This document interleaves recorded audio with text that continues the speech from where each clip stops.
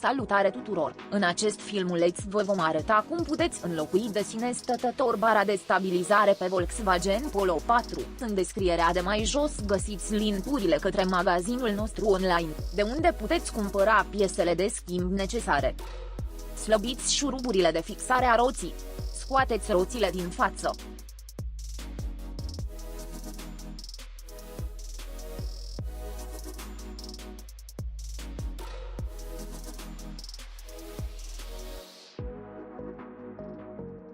Utilizați o priză număr 17 și o cheie torx inelară număr 16. Deșurubați piulițele care fixează bieleta pe bara de stabilizare și pe longeronul suspensiei.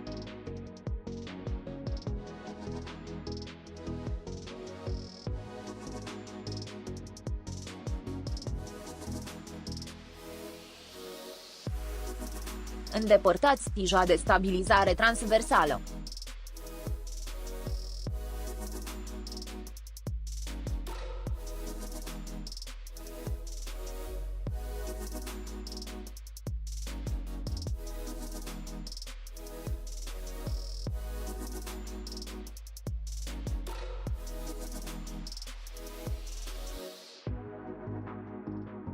Instalați o nouă bieletă, înșurubați piulița de fixare la bara de stabilizare și suportul suspensiei. Utilizați o priză număr 17 și o cheie torx inelară număr 16.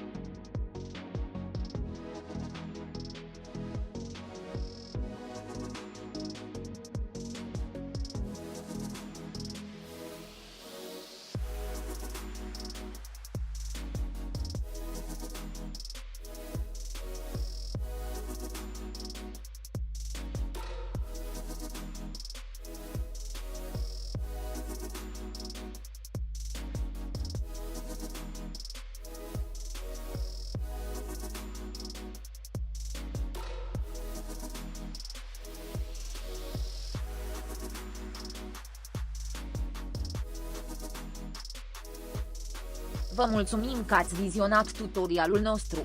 Abonați-vă la canalul Autodoc și nu pierdeți noile filmulețe. Dacă v-a plăcut acest filmuleț, dați-ne un like și distribuiți-l și prietenilor dumneavoastră. Vă dorim o zi bună!